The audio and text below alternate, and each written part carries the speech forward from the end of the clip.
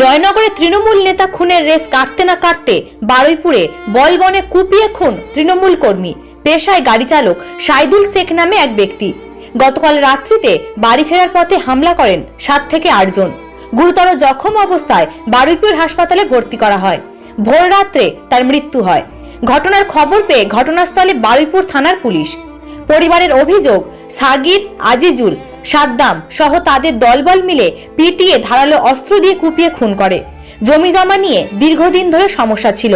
মৃত ব্যক্তি তৃণমূল কর্মী বলে পরিচিত। তৃণমূল কর্মী খুনে এলাকায় নেমে এসেছে শোকের ছায়া। অভিযুক্তরা বিজেপি ও সিপিআইএম সমর্থক বলে জানিয়েছে বারুইপুর পৌরসভার পৌরপিতা গৌতম কুমার দাস। এখন পঞ্চায়েত নির্বাচনে সিপিএম বিজেপি ওরা নির্দল প্রার্থী দিয়ে জেতার চেষ্টা করেছিল যৌথভাবে, কিন্তু সেটা ওদের সফল হয়নি, ওরা পরাজিত হয়েছিল। তারপর থেকেই ওরা ছক করছিল, আমাদের শাহাদাতকে মেরে ফেলার অনেকভাবে চক্রান্ত করছিল। সেই চক্রান্ত হিসেবেই সিপিএম বিজেপি একসাথে মিলেমিশে একটা প্ল্যান প্রোগ্রাম করে ওকে গতকালকে সন্ধ্যেবেলা মাঠের মধ্যে ডেকে নিয়ে গিয়ে কোনো কারণ ছাড়া ওকে কুপিয়ে ওকে খুন করা হয়েছে। যদিও সম্পূর্ণ ঘটনাটি তৃণমূলের গোষ্ঠীদ্বন্দ্ব বলে বিষয়টি উড়িয়ে দিয়েছেন বিজেপি নেতা। বারুইপুরের মদরাট অঞ্চলে তৃণমূল কংগ্রেস কর্মী শহীদুল শেখ খুন হয়েছে এবং তৃণমূল দাবি করেছে এই খুনের পিছনে নাকি সিপিএম আর বিজেপি আছে। সব ছেদো পাতা।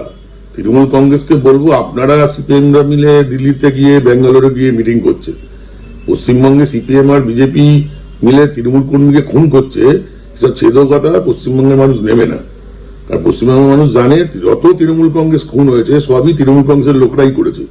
আমিও বলছি পুলিশ সঠিকভাবে তদন্ত করুক, এই ঘটনার পিছনে তৃণমূলের গোষ্ঠীদ্বন্দ্ব আছে। উনি আপনার দুটো বাচ্চা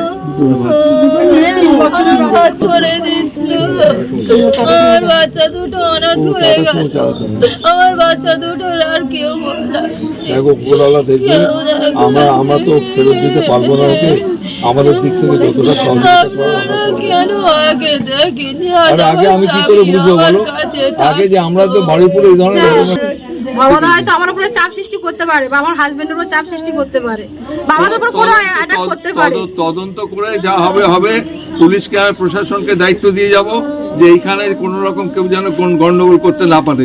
যারা গন্ডগোল করতে আসবে তাদের বিরুদ্ধে উপযুক্ত ব্যবস্থা নিতে হবে, সে যেই হোক না কেন, কাউকে রেহাই করা যাবে না।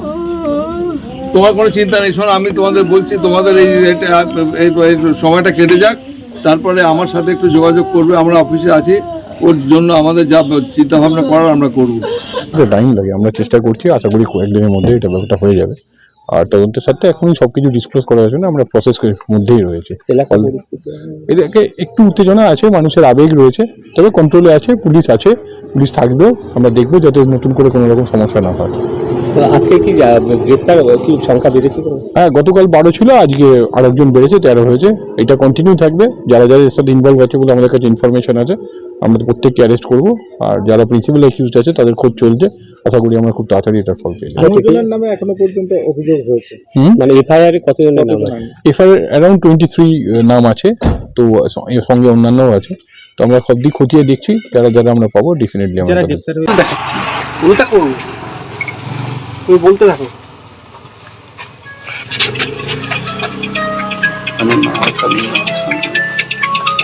যাচ্ছিস কেন? আরে অত একটু